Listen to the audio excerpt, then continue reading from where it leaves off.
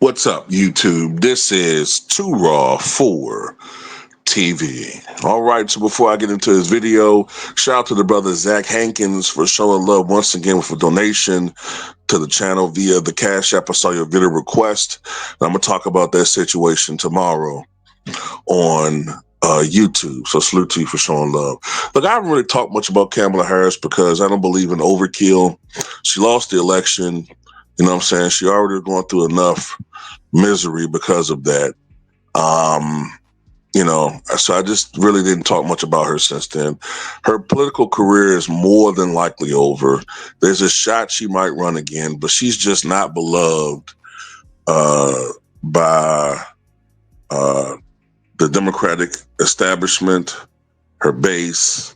She underperformed virtually everywhere compared to Joe Biden in this past election. And she's also rather delusional from what I've read. I already knew she was delusional from other stuff I read, but she's truly delusional. But anyway, according to a new book,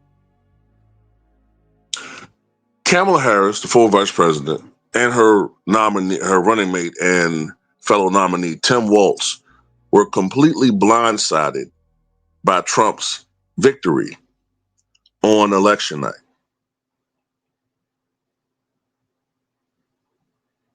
So former Vice President Kamala Harris was reportedly blindsided by her 2024 election loss to President Donald Trump and bought the hype that she would win, according to a new book.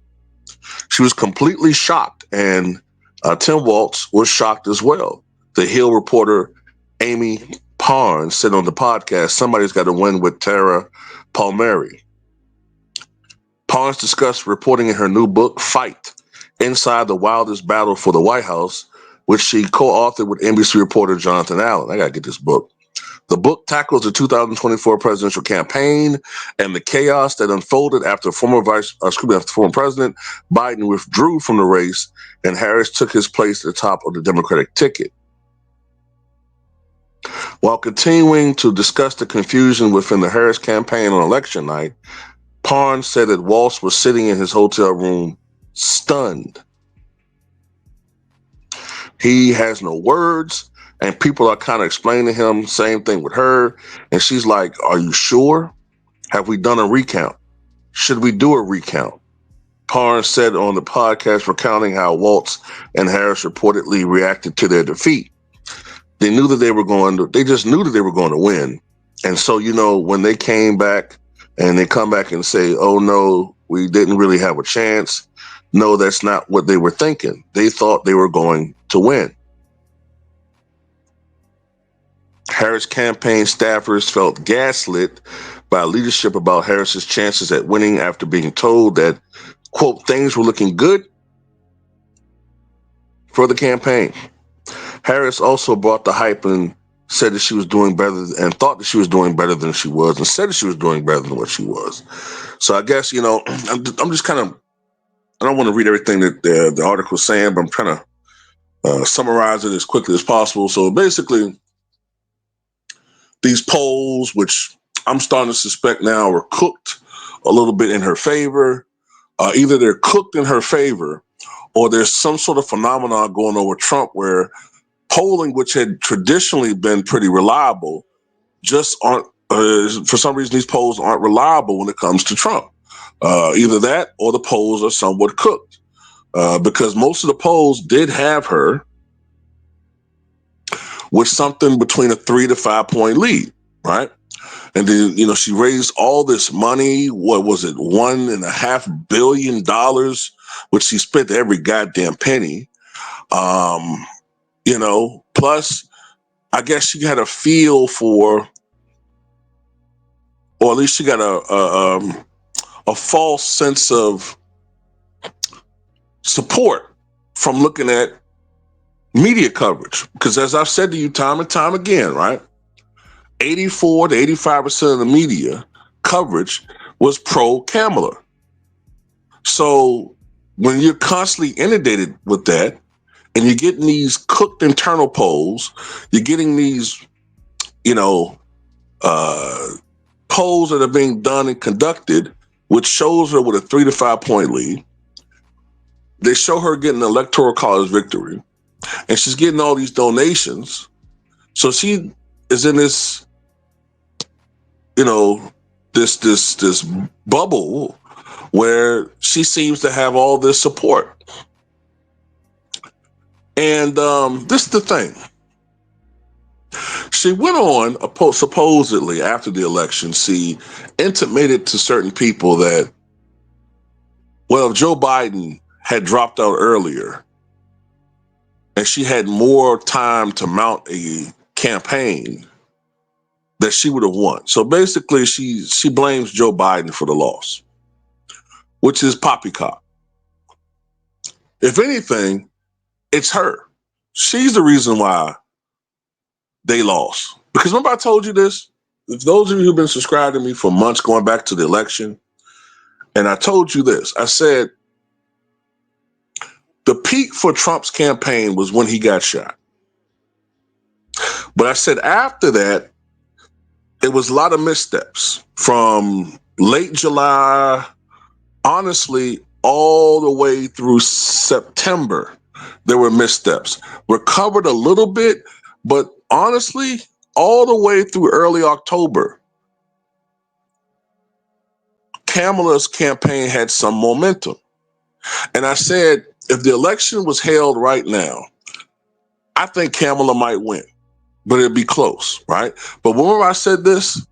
I said from the time of the debate when J.D. Vance destroyed Tim Walz, except for, some questions about, I think it was on healthcare and I think abortion, whatever. But other than that, he destroyed Tim Walz.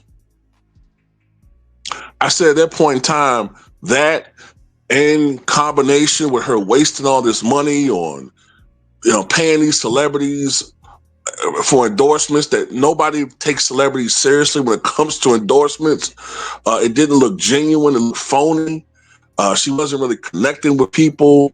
She couldn't, one of the worst answers she gave, I think it was when she did this CNN town hall with Anderson Cooper, I think it was. How the fuck do you lose a town hall? You're the only person there. Remember they asked her, it might have been that, or it was another forum. It was one of these forums where they asked her, what would be different about a Kamala Harris presidency as opposed to a Joe Biden presidency, policy-wise? And she said, I can't think of a single difference. I can't really think of anything that would be different. Why would you say that when A, Joe Biden has a 40% approval rating, B, 80% of the country thinks the country's going in the wrong direction, and you tell people, oh, there's nothing really going to be different, when no matter what the fuck you would think about Trump, at least Trump was pounding on the table and screaming to the heavens, I'm going to make change. I want to change the direction of this country. It didn't make any sense. You sounded like a vice president at that point instead of the presidential candidate. Then she wouldn't give interviews. And we could see that these interviews were scripted. And they had to edit, 60 Minutes had to edit that infamous interview they did with her. And, later on, months later, they gave the unedited, unredacted version of the interview. It was a clusterfuck. People see that. You know what I'm saying? And at the end of the day, even though Trump didn't really perform very well in those debates, in the debate that he was in, people chose Trump because people were hurting in this country. When there's economic You know what I'm saying? When there's economic trouble and when people don't rock with some of these quote unquote woke crusades that the Democratic Party was champion, by the by, for those who haven't heard about this, now there might be some things that I haven't seen because maybe maybe some of these articles aren't listed and everything, but Colorado Democratic lawmakers, they have a majority in their state legislature. I think they just passed a bill which basically takes parental rights away um, from children when it comes to, I believe it was parents not respecting that child's right to pronouns. I believe it's something to that effect, right? And if the child feels like the parent doesn't respect their right to pronouns, I think they could lose custody of the kids or something to that effect, right? Um, it's stuff like that that helped to lead to a Trump victory. Even with all the other stuff that goes on with Trump and that's going on right now that people ain't rocking with. Now, I'm going to tell you this. If things don't turn around as far as the economy is concerned with the tariffs and how they're hurting people right now, short term, if this lasts, then Trump's, you know what I'm saying? Well, I can't really say Trump's in trouble because he can't run again. But the Republican Party could be in trouble. You know what I'm saying? But what offsets that is all this other stuff, you know what I'm saying? And then, but whatever. I'm kind of getting off the point of what I'm talking about here. At the end of the day, it wasn't necessarily Joe Biden's fault that Kamala Harris lost the election. Because Trump, although he has a hell of a following, he has limitations as far as his coattails and limitations as far as his appeal. Kamala Harris lost that. She lost that race. So she shouldn't have been surprised. But that's the delusion that these candidates are often in. That's the delusion, not really in the real world, man. So she really believes that she should have won. And I think she thinks that she still could run again in 2028. People are going to vote for her. I'd rather vote for AOC over her any day of the week. I told y'all before, I'd rather vote for Michelle Obama over her. Kamala's the worst. It had nothing to do with the fact she's a woman. I just would not vote for her. And by the way, another thing I've read is that, and this was being reported and it's confirmed, President Obama, former President Obama, thought that she should have never been the nominee. He thought that there should have been some sort of mini primary process to at least legitimize the nominee. Instead, it seemed like you just hand it to her. I mean, what's the point of all of the progressive changes that have primarily come? Look, prior to 1912, right, the nominees for the parties were picked exclusively by the party bosses. There was no public participation via vote. There was none. That process didn't even start until 1912. You know why that started? Partially because of the progressive movement.